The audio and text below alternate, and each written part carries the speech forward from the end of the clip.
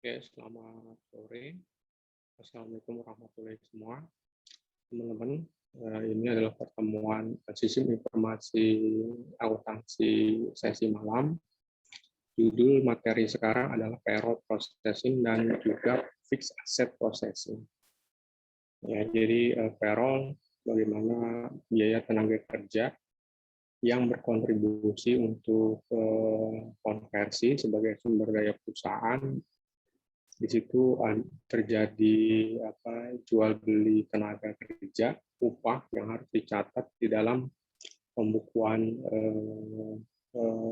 perusahaan. Dan di HR disebut juga payroll. Dan juga yang fixed asset sendiri adalah suatu prosedur pencatatan pembelian fixed asset atau kendaraan ataupun gedung ataupun mesin gitu ya, yang dimana pembelian aset sendiri itu akan dilakukan dan tidak pembeliannya dicatat sebagai nilai buku dan diamortisasi selama 60 bulan atau 5 tahun dalam rangka untuk laporan keuangan menjadi stabil, karena disebabkan biaya daripada periode biaya atau rugi laba sendiri dia dicatat per bulan, sehingga pencatatannya dicatat selama per bulan juga ya, sampai dengan umur ekonomisnya sampai habis 60 bulan gitu ya. Hal ini kalau dilakukan hasil pembelian dicatat sebagai langsung biaya, tentunya akan mempengaruhi rugi laba perusahaan itu sendiri ya, yang akan membengkak gitu. Nah, di sini ini sebenarnya expenditure cyclus ini bagian daripada TPS, transaksi proses sistem. Transaksi proses sistem itu sendiri adalah bagian dari frame skop daripada sistem informasi akuntansi yang terdiri daripada general ledger siklus, transaksi processing siklus, dan juga managerial information report. Nah, ini adalah bagian daripada transaction report ya, dari transaksi process report. Learning objeknya adalah mahasiswa mengetahui, ya, memahami penggajian, proses penggajian, proses pencatatan di aktiva tetap, terus memahami fungsi-fungsi yang ada gitu ya, yang terjadi di departemen. Jadi memahami fungsi-fungsi yang terkait yang terlibat di dalam penggajian maupun aktiva tetap. Juga memahami tentang dokumen-dokumen, flow dokumen melalui DID, jurnalnya, akun-akun apa yang dibutuhkan, dan juga bagaimana memahami jejak audit yang dihasilkan dari pencatatan tersebut. Ya, terus dalam rangka juga menjadikan akun pencatatan historis tadi ya, di dalam bentuk general ledger-nya itu menjadi output-nya adalah financial report berupa balance sheet atau neraca, rugi laba ya, dan juga perubahan modal ya. Nah, paparan ini terkait dengan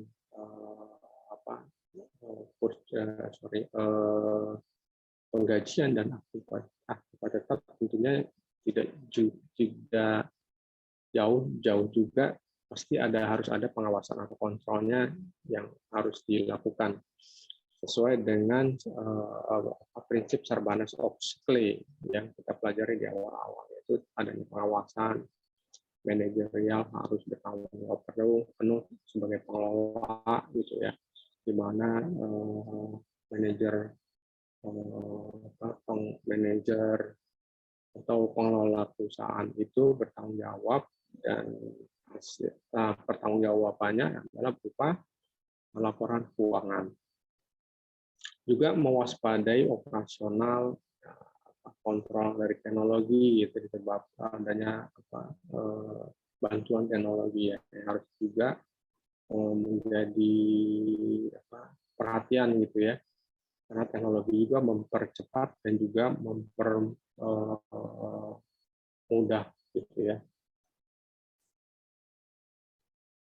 Nah, di dalam pembahasan ini satu kita membahas tentang gambaran konsep payroll dan juga akibat tetap secara prosedur ya, sistem konsepnya, model konsepnya seperti apa. Ya. Kedua nanti kita juga bahas tentang model secara fisiknya gitu, baik yang manual maupun secara basisnya komputer. Ya, sehingga nanti dengan pembahasan basis komputer tentu ada pembahasan tentang sistem yang bersifat modul payroll dan juga modul aktiva tetap itu fixed asset. Berikutnya adalah di sini konsep daripada payroll system itu sendiri ya. Payroll system itu sebenarnya dibilang juga sama dengan siklus pembelian sebenarnya. Di mana siklus pembelian kan kita lihat ya, perusahaan membeli bahan baku untuk konversi ya. Dan di sini juga sama sebenarnya, tenaga kerja itu perusahaan membeli tenaga ya, dari tenaga kerja atau karyawan gitu. Kemudian diproses, dicatat ya, jadi biaya upah ataupun wages gitu. Sehingga di dalam prosesnya juga sama dengan pemilihan, maka harus juga ada prosedur-prosedur yang harus dibuat. Alasannya yaitu sehingga perusahaan lebih monitor lagi, termonitor gitu ya,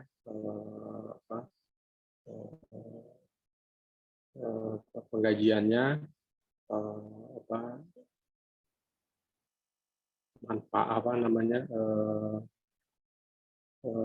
bisa mencatat tipe-tipe karyawan atau tipe-tipe upah tenaga kerja, misalkan ada yang berbasis jam, ada yang berbasis full karyawan, atau berbasis komisi honor gitu, yang sehingga nanti treatmentnya pun akan berbeda-beda di dalam untuk pengembangan karirnya itu sendiri juga agak beda gitu. Yang kedua, kenapa alasan keduanya adalah aliran pembelian pengeluaran itu relatif stabil gitu. Jadi bahwa namanya upah tenaga kerja itu pasti akan keluar, akan terjadi gitu ya, bisa setiap minggu, 2 minggu, 3 minggu, dan bulanan. Ya, maka di sini harus tugas daripada bagian payroll gitu ya, akan menyiapkan secara berkala cek ya, dan akun-akun yang harus disiapkan. Apa saja posisi poin-poin penting di dalam yang berkontribusi atau fungsi-fungsi yang kontribusi terhadap konsep payroll adalah personal department, product department, terus update WIP account, WIP to be just in work in process gitu, barang setengah jadi, terus prepare labor, terus distribusi paycheck, prepay account payable gitu ya, prepay cash distribution, update GL ya. Terus itu ya. Jadi fungsi-fungsi yang terkait itu bisa kita lihat di sini, fungsi terkait dari hal tersebut di atas. GFD atau payroll sendiri di situ bahwa dengan DFT kita bisa melihat fungsi-fungsi atau ini apa institusi atau apa disebutnya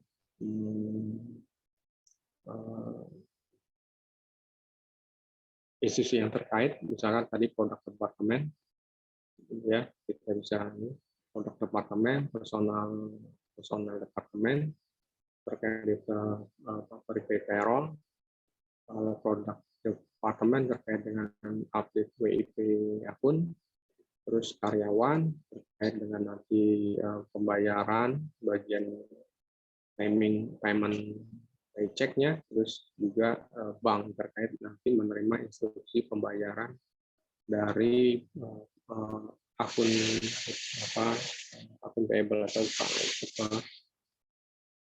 hutang dagang, tapi lebih tepatnya yaitu akun utang gaji gitu ya, atau wages payable gitu ya. Di sini bisa kita lihat sini bagian produk departemen menyerahkan namanya job ticket ya. Job ticket itu terkait dengan summary library distribusi. Itu berapa banyak seorang karyawan mengerjakan dari waktunya, jamnya masuk sampai jam berakhir, produksi berapa kuantitinya, jumlahnya, berapa kualitasnya gitu, terekam gitu. Di sini dicatat di dalam update work in process, itu bagian akunnya, bagian akun WIP gitu ya, akuntan biaya gitu ya. Di sini mencatat dan direkam lagi ke dalam arsip work in process ya. Work in process kemudian mendelivery lagi reportnya berupa tadi job ticket yang di dalamnya berupa summary, labor distribution ke dalam dicatat di dalam buku besar update general ledger.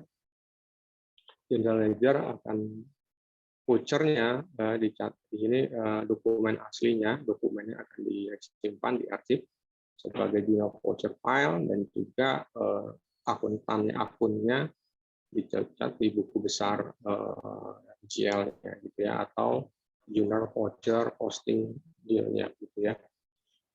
Nah, di bagian produk departemen juga mengeluarkan time card. Time card ini adalah kartu hasil kehadiran, kartu hasil produksi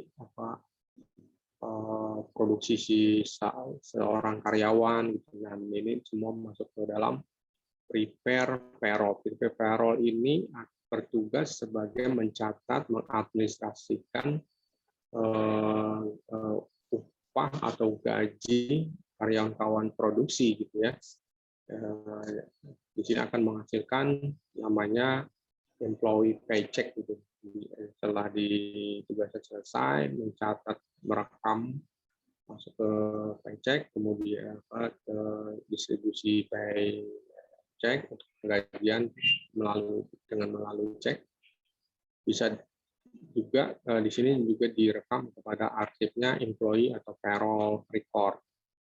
Ya, di sini tadi tugasnya mencatat ya karyawan secara jam, secara waktu, atau secara yang tetap gitu ya, karyawan tetap. Disiapkan juga di payroll, prepare payroll itu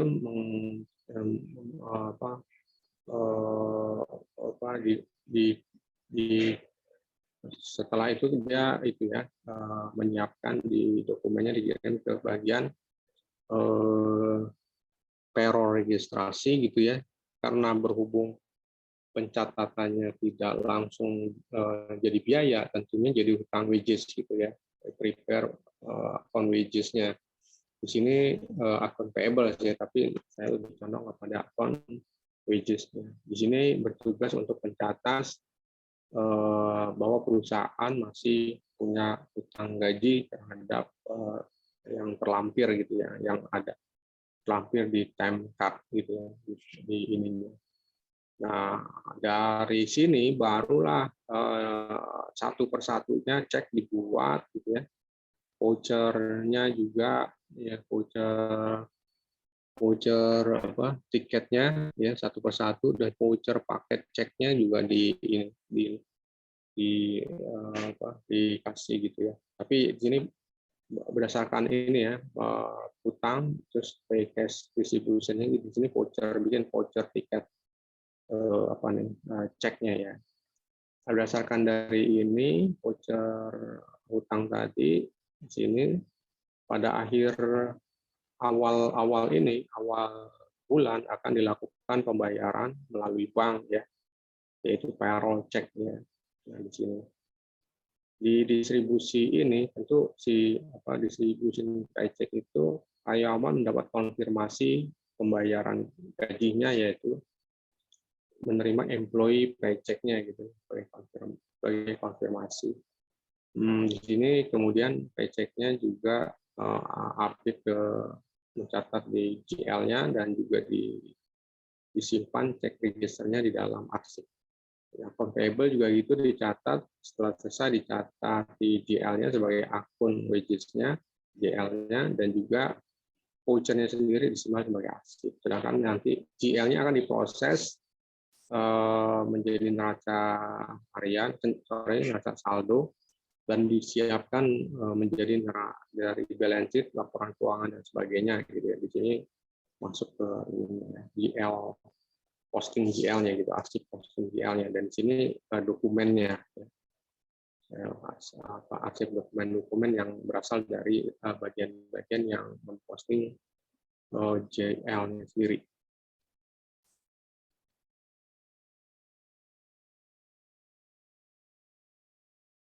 Nah, ini contoh dari konsep payroll, job ticket-nya gitu ya. Salary increase gitu, personal action-nya, contoh salary, pemberitahuan salary-nya. Dan juga time check-nya seperti ini, kehadiran ya teman-teman yang diserahkan ke bagian payroll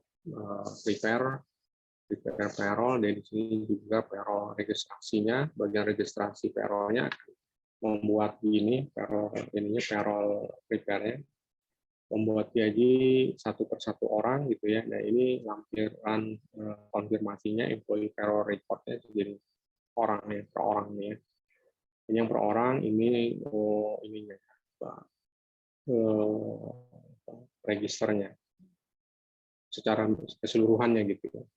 Semua gaji upah karyawan.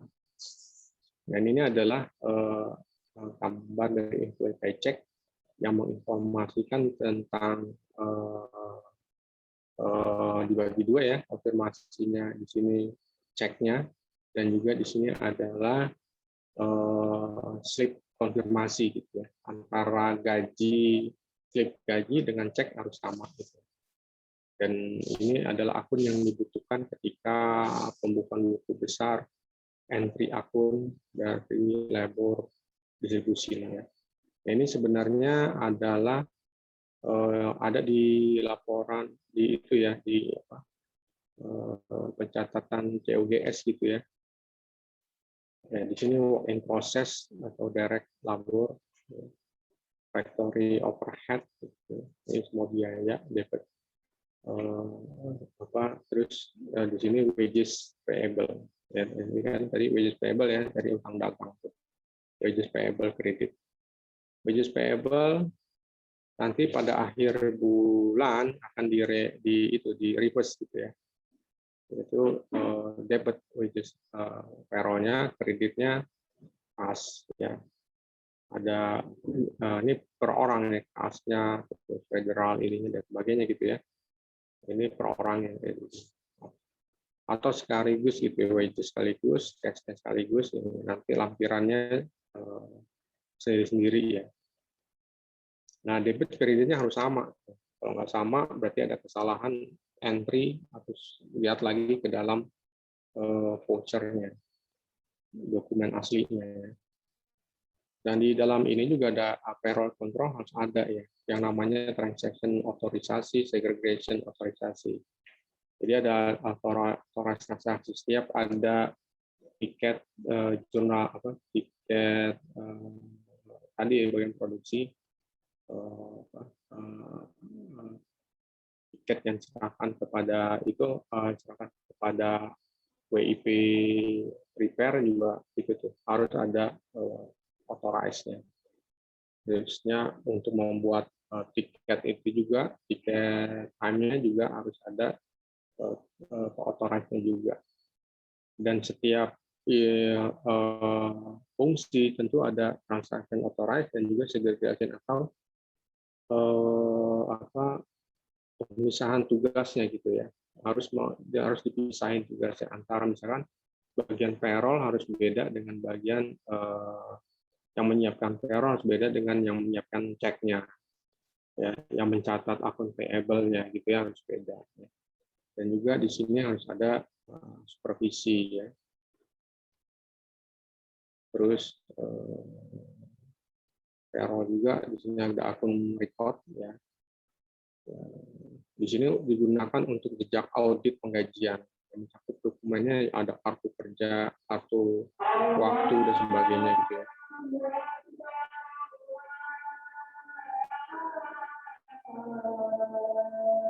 Ditunggu sebentar.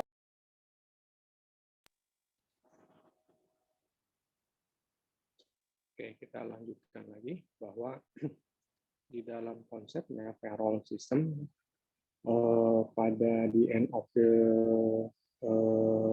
output-nya ataupun akhir daripada semua fungsi yang ada di sistem payroll itu perlu ada dibatasi akses kontrolnya gitu ya. Akses ini terkait dengan sistem penggajian ya, di mana penggajian tenaga kerja dan di situ ada pembayaran uang tunainya. Keduanya ini bisa disalahgunakan melalui akses yang tidak tepat di tatanan akuntansi.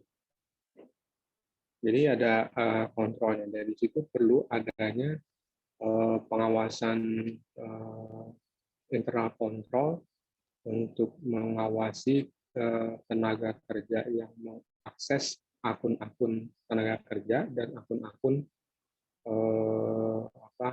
uang tunai. Dan juga kontrol di GL-nya ya, jurnal, buku besar, dokumen-dokumen yang terkait dengan pembayaran tenaga kerja atau dokumen sumber dalam daftar gaji karyawan, dan ini semua masuk ke dalam sebuah sistem pengeluaran nantinya, sistem expenditure, yang mana nanti sistem ini akan mempengaruhi atau masuk ke dalam laporan laba dan rugi. Yang di mana laba dan rugi itu masuk di dalamnya komponen adalah komponen revenue, gitu ya, komponen dan juga biaya-biaya. Dan di dalam konsep di payroll system itu adanya verifikasi independen. Verifikasi independen ini di dalam sistem penggajian itu misalkan itu verifikasi waktu, yaitu sebelum dikirim kartu daftar gaji itu pengawas harus memverifikasi keakuratan, kemudian baru ditandatanganinya. Payment master juga pengguna payment master harus mendistribusikan cek ya, bukan sebuah pengawasan yang normal tentunya, tapi dia pada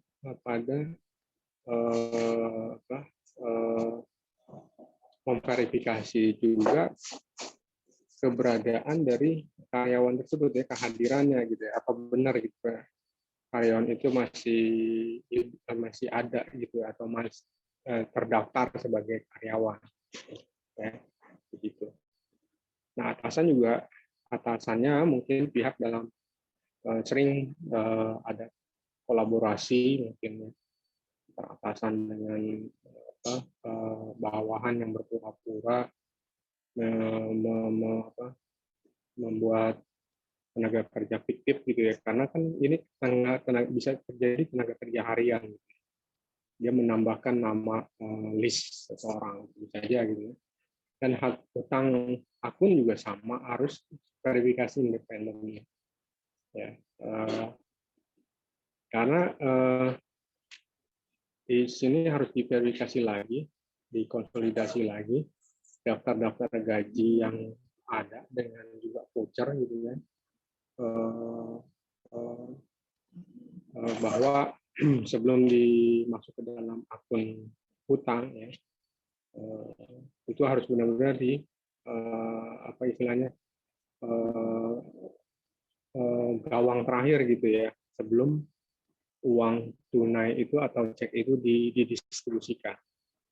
Ya. Buku besar juga jadi ada titik poin-poinnya gitu. Buku besar umpamanya juga harus diverifikasi, ada verification independen. Ini terkait dengan proses keseluruhan rekonsiliasi terkait dengan ringkasan distribusi tenaga kerja dan voucher pembayaran gaji. Jadi merekonsiliasi ya daftar ringkasan distribusi tenaga kerja dengan voucher pembayaran gajinya.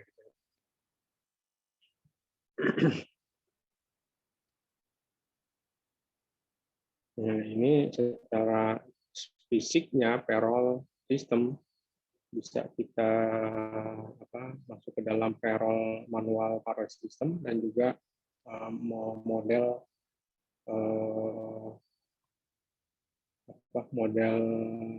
berbasis komputer gitu ya.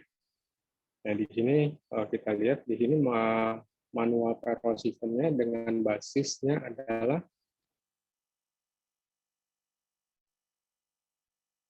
ini ya, basis manual tapi pakai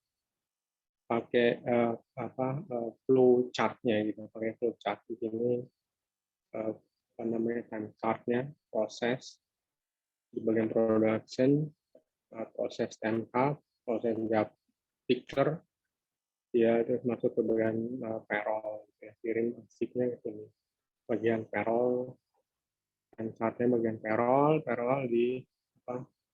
ditampung di sini, diproses menjadi employee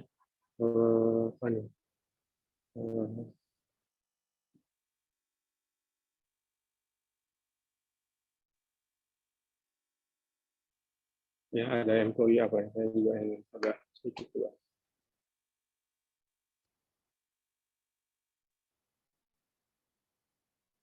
Employee report ya.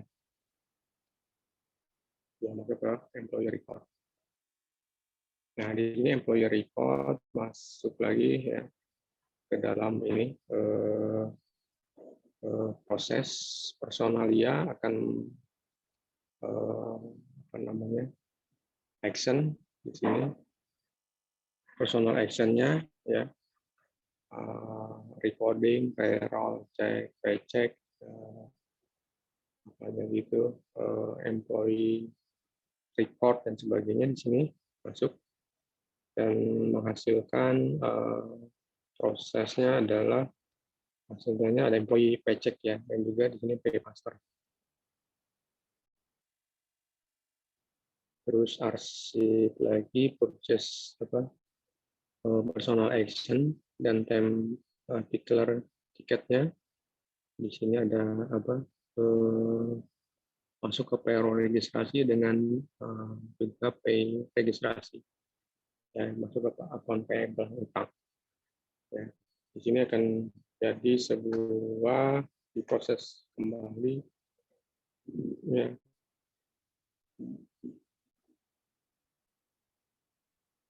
Proses lagi ke akun payable. Apa aja yang diproses di dalam payroll itu, payroll registrasi itu seperti prepare voucher for payroll, Ya, jadi di sini menghasilkan arsip-arsipnya, dokumen-dokumennya, voucher-voucher, payroll register. Ya, ini nanti akan dikirim ke B, gitu, B to general ledger jadi voucher sini. Voucher ini juga ada masuk ke payroll register nantinya, dan juga dikonsolidasi kepada check register. Check register di sini ada apa juga arsipnya, cek payroll register masuk ke jadi voucher register copy check terakhir habis N.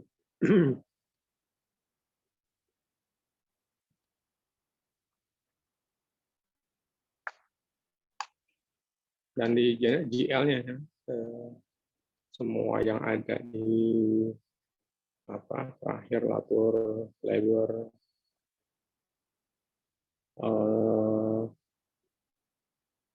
summary ya, labor distribution lah summary, terus yang B voucher dari account payable gitu ya, A dan B.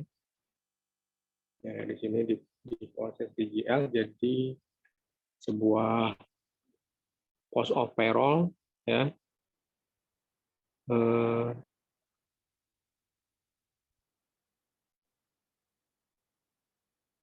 clearing account dan juga verify equality dan debit kredit gitu. Jadi lihat debit kreditnya kualitinya sesuai dengan akun-akunnya, masuk ke nanti ke GL masing-masing dan labor summary juga sama apa voucher dan nah di sini ke apanya untuk distribution masih ada lagi kali ya di ini ada bersambung kali coba ada continue gitu. Nah di sini ada continue-nya di sini yaitu di udah data itu ya batch bisa otomatis. Di sini ya terakhir di cash distribution ya sini ke bank ya, bank send and ini nih cek ke bank. Ini dibayar ke nanti ke nasabah ke employee.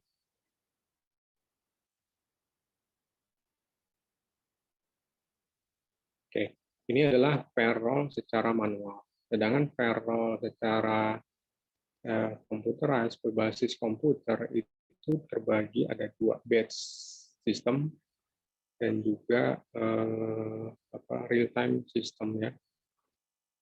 Di sini modelnya payroll batch system. Jadi semua pekerjaan secara dikelompokkan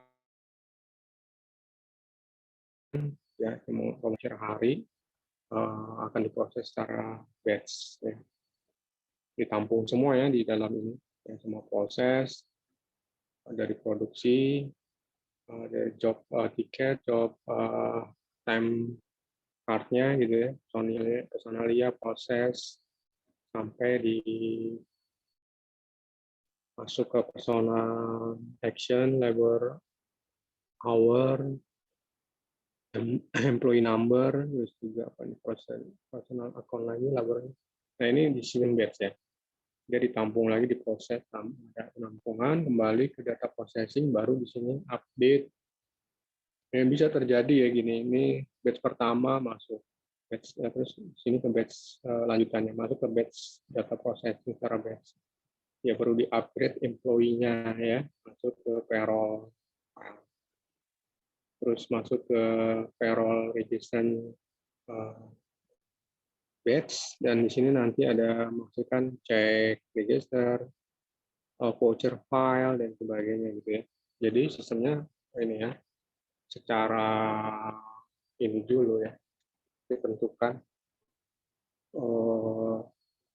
atau akhir hari kerja baru diproses karena bersamaan. Kalau real time-nya tentu dari ini real time ya. Jadi sebenarnya di real time sendiri di ada akun-akun tertentu yang real time gitu ya. Di sini ada real time proses, ada batch proses. Yang real time tentunya terkait dengan penggajian gitu ya. Terus apa lagi ya? Time check gitu ya. Sifatnya yang daftar hadir, perhitungan gaji itu real time. Sedangkan yang untuk yang batch proses ini terkait dengan nanti hasil dari real time payroll proses masuk ke ini payroll master payroll register, voucher file, terus payroll proses, ada payroll register juga ya, arsipnya, payroll file check dan sebagainya di sini. Dia akan masuk ke case distribution. Di sini PIP register masuk ke action pay ya. Nah, yang voucher yang lainnya ada akun pay dan juga general ledger. Ya, ini secara dibagi ya, secara ada yang sifat real time maupun batch.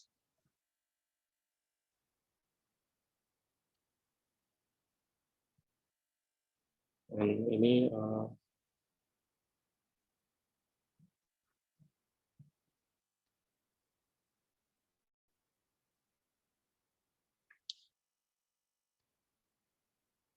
adalah artinya apa namanya detail keterangannya gitu ya, bisa kalian baca di sini detailnya. Terus sekarang masuk ke fixed asset. Fixed asset itu di mana aset tetap itu adalah properti pabrik, peralatan yang dibeli untuk operasional perusahaan atau bisnis. Contohnya ada tanah, bangunan, furnitur, mesin, kendaraan bermotor.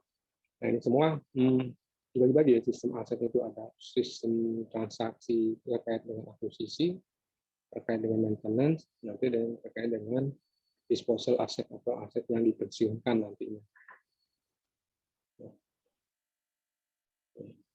Kita bisa langsung.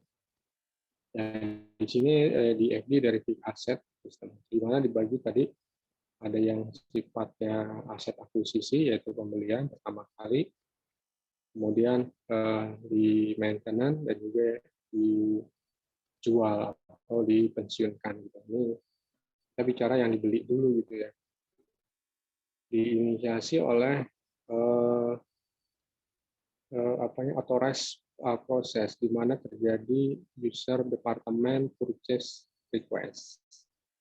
Ada authority approval dulu ya, terus ada yang mengauthorize apakah sesuai dengan budget ya, jadi kontrol budgetnya di sini ya. Kemudian disiapkan purchase approval-nya, bagian purchase akan membeli ke vendor, menyiapkan PO ya. PO akan di sini kirim ke bagian vendor menyiapkan packing slip ke bagian penerimaan gudang itu receiving, dan juga ke bagian karena di pembelian secara non tunai atau akun payable gitu ya. Purchase ordernya diselesaikan ini ya, diposting ke akun payable subledger, dan juga masuk ke nanti ada ada terminnya berapa, jadwal angsuran, authorized payment, bayar di instruksi pembayarannya ke cash disbursement, akan ada payment ke vendor gitu terus gitu sampai habis. Nah, ini penerimaan dari bagian packing list akan dikirimkan ke bagian ini, user department, bahwa ada yang dibeli itu udah sampai gitu ke user department. bagian pengawasan juga ngirim reportingnya dan juga masuk ke fixed asset accounting, ya, fixed asset accounting. Account payable-nya mengupdate jurnal voucher-nya di GL, cash disbursement juga masuk ke GL, dan mereka di cash disbursement juga masuk ke register check-nya. Ya, cash. Nah, semua ini kita setelah ada pembayaran, ya, terusnya barang tersebut akan dimanage oleh aset manajemen. Sebenarnya ini user departemen juga yang merah. Tentu ada bagian aset manajemennya di sini ada aset change, ya, aset manajemen ada change, yaitu di bahwa aset tersebut didepresiasi, gitu, dicatat ada perubahan. Terus ada depresiasi schedule-nya juga dikasih.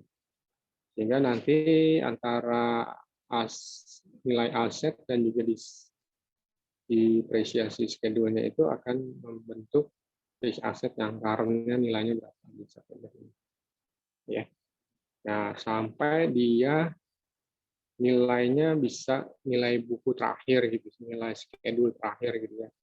Nah, maka di sini bagian aset disposal, ya, user departemen akan menerima reportnya, diproses, authorize untuk terjadi disposal, misalkan dihibahkan atau dijual atau biasanya dijual kembali, ya, di persetujuan. Kemudian di sini di approve persetujuan disposalnya, terus disposal diproses, ya, disposal masih report sini. Jadi penjualan dilaporkan ke bagian aset dan kembali lagi di sini dicatat di aset yang dijual ini akan nil gitu, 0 gitu.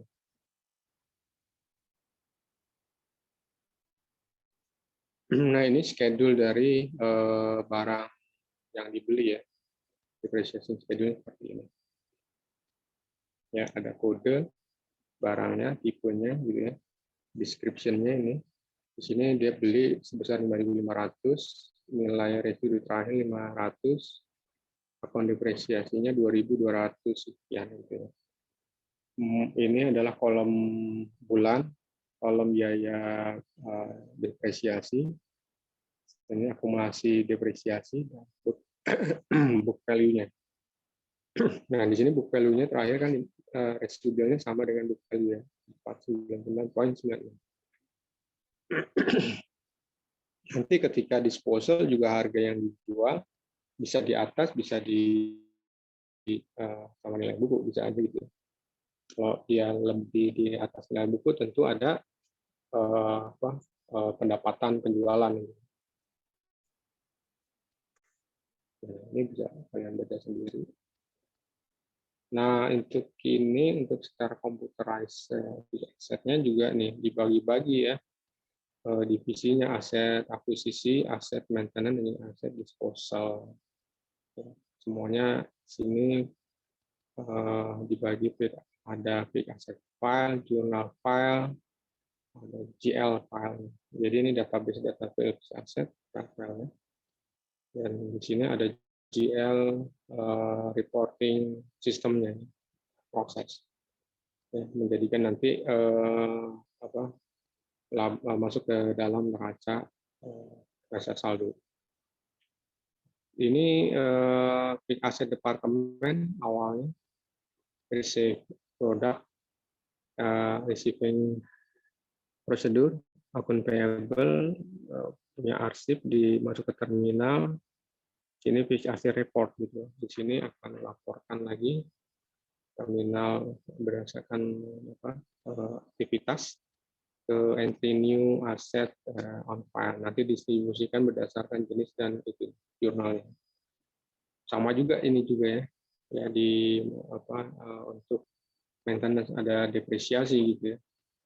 Ada charge-nya gitu, ya, masuk di terminal, enter asset, transfer data, juga menghasilkan depreciation report, masuk ke update Ya, entry update di sini depreciation schedule-nya dibuat, ya, masuk ke dalam sistemnya, dan distribusi aset fix asetnya berapa, jurnal voucher-nya disimpan, dan juga GL-nya juga gitu ya, masuk ke ini GL apa GL finance report system.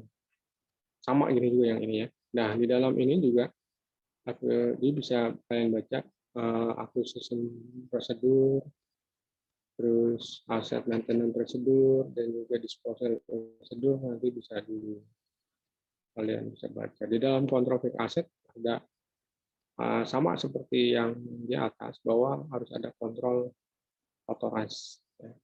Ada juga supervisi kontrol, ya, dan juga independent verification yang bersama gitu ya. Nah, ini sehingga kesimpulannya di sini bahwa sistem bedanya pemeriksaan prosedur penggajian secara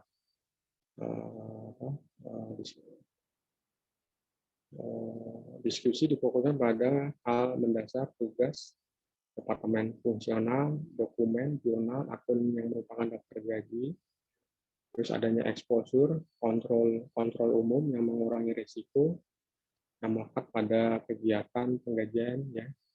Selain itu juga ini meninjau fitur operasional, indikasi kontrol dari teknologi yang digunakan di dalam penggajian, fitur-fitur khas dari sistem aset. Aset tetap akuntansi melibatkan 3 kelas prosedur gitu ya, akuisisi aset, pembelian ya, aset pembelian, pemeliharaan, dan juga disposal aset atau dipensiunkan atau dijual. Pemeriksaan file prosedur laporan merupakan sistem aset tetap, sehingga disimpulkan bahwa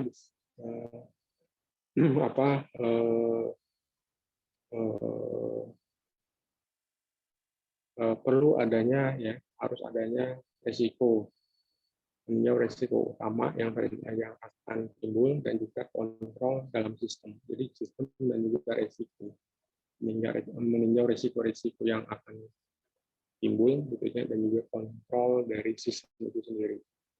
Oke, gitu aja dari saya. Mudah-mudahan bermanfaat. Nanti kan saya akan share di Google Classroom. Terima kasih atas partisipasinya. Mudah-mudahan bermanfaat. Dan saya ucapkan wabillahi taufiq wal hidayah. Assalamualaikum warahmatullahi wabarakatuh.